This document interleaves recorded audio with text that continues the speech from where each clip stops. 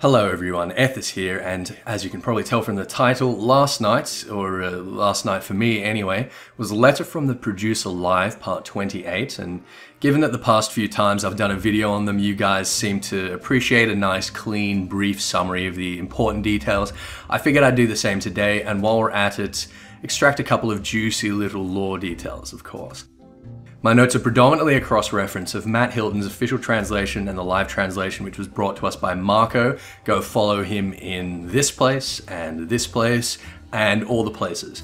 This live letter was split into two parts, the first a Q&A and the second an interview with lead UI designer Hiroshi Minagawa, so the workable information was pretty scattered, but I've done my best to organize it nice and succinctly and bring you just the important stuff, so here we go.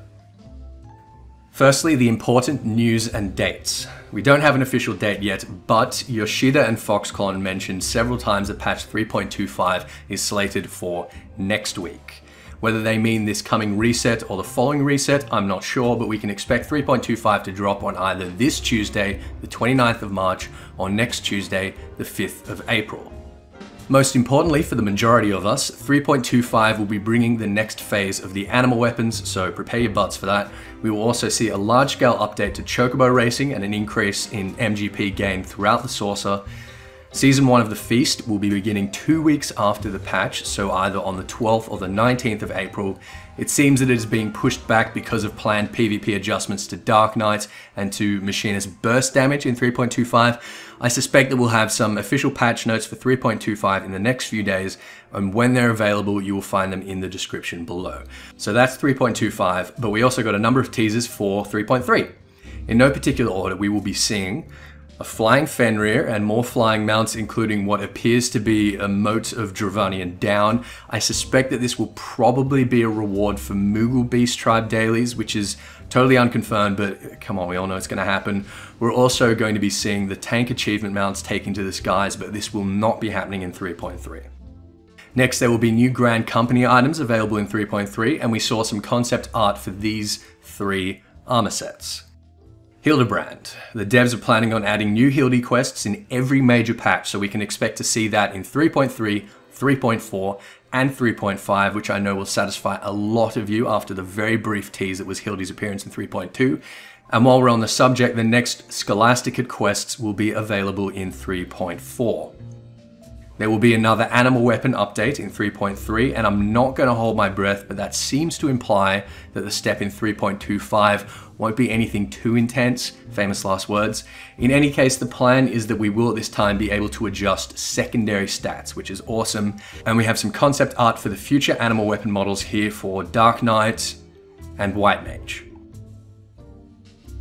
The long-fabled cross-server party finder is planned and may or may not be ready for 3.3 in the form of a raid finder, which will be like the duty finder, but have you provide far more specific details regarding what you're looking for and include things like achievement checks to see if people have cleared before matching them with a party on the same level, and it will be, of course, geared and available to current raid content. Something more like a true cross-world party finder is also planned for a later time, but we will be definitely seeing this raid finder first. Now, this doesn't appear in the official translation, so if I'm wrong, go shoot Marko, but it seems we will be receiving an extension of the treasure maps that, rather than revealing a chest, will actually show the entrance to a treasure hunting dungeon, which we have a screenshot for here, and if I'm not mistaken, that sigil on the floor looks suspiciously Alexandrian. I'm personally very excited to see how this turns out.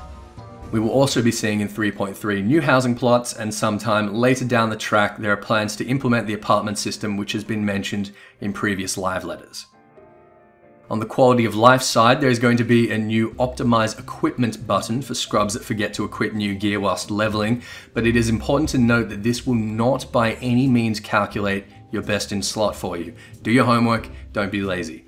There's also going to be a feature that can save and store up to 3 different HUD layouts to switch between, which if you're someone that often switches between roles like DPS and healing, this is going to be amazing. It's a feature I've been personally wanting for a long time. Crafters and gatherers will see an eye level upgrade, red script updates, and some new means to obtain grade 5 crafting material. There were a few questions about crafting and gathering feedback, so if you're particularly interested in those, I suggest you check out the official translation for yourself. But here is a preview of some new discipline of hand and land gear, and if you're thinking that it looks a lot like Ironworks gear, I think you've got the right idea. Healer accuracy in new dungeons seems to be a problem at the moment, and the dev team fully intends healers to be able to DPS in dungeons without so many misses, so expect some kind of fix for that, but not necessarily for an accuracy adjustment for healers in Midas. You're still going to need those accuracy melds if you want to contribute some DPS numbers in raid. One update that will make a lot of machinists happy is a setting plan for 3.3 to toggle the appearance of the gas barrel on or off so you can enjoy your sexy pistola without that gross boober constantly floating at the end of it. Now, I'm sure we were all hoping for a teaser of the Void Ark raid series continuation in 3.3, and we did see a few images of what is definitely, I'm calling it now, it is definitely the Yafayam Saltmoor, which is a region to the northwest of Mordona that hosted the ancient Miyachi capital, and we can see in the background a massive pyramid, which is presumably the Miyachi equivalent of the Crystal Tower and the location of our next expedition. My first guess is that Koshi is sending us out to the Miyachi homeland in order to discern a way to find and follow Queen Skathak into whatever corner of the void she has escaped to, but it also appears that the Yafayam Saltmoor might actually appear as a proper new open world area, which will be extremely exciting if it's true. Either way, there will be more information on this in the next live letter. That's it for notable 3.3 plans, but we heard a few teasers for even further down the track. There were a few things discussed that are planned, and I quote, starting from patch 3.4. So that basically means we could see these anytime from patch 3.4 until 4.0, or if you're cynical, not at all. So, Summoner Eggy Glamours, parry stat adjustments, new crafted gear, the Grand Company platoon system and new Grand Company ranks, a double cross hotbar to make life a little bit easier for controller users, an add-on system that allows for visual customization but zero new tools whatsoever, increased macro space, increase the number of debuffs displayed on a target so we can track our dots properly in 24-man content, ability to save PvP point allotment in sets, possible Vagrant Story inspired gear, and armory chest and inventory expansion. Please look forward to it. I mentioned already that the second half of the live letter featured an interview with UI design lead Hiroshi Minagawa, but we've already covered all of the exciting little things that he revealed his plans for in that interview, so you can take my word for that. Finally, we have a handful of announcements regarding upcoming events and merchandise that will be available at Nico Chukaigi in 2016 and hopefully later on the MOG station. So I'll show you some screenshots of those, as well as a planned collaboration with 7-Eleven Japan that's going to earn you some items for buying a certain number of sodas that I think they're considering bringing to Europe and the US in the future, but of course not Australia, of course not. Nico Chukaigi will also be the location for Live Letter 29, featuring patch 3.3 preview part 1 and special guest Akihiro Hino, who's apparently a big Final Fantasy XIV fan and the president of Level 5, which produces Ni no Kuni, Yokai Watch, and some other juicy weeb stuff, so that should be interesting. Until then, let's just take a moment to appreciate this piece of merchandise.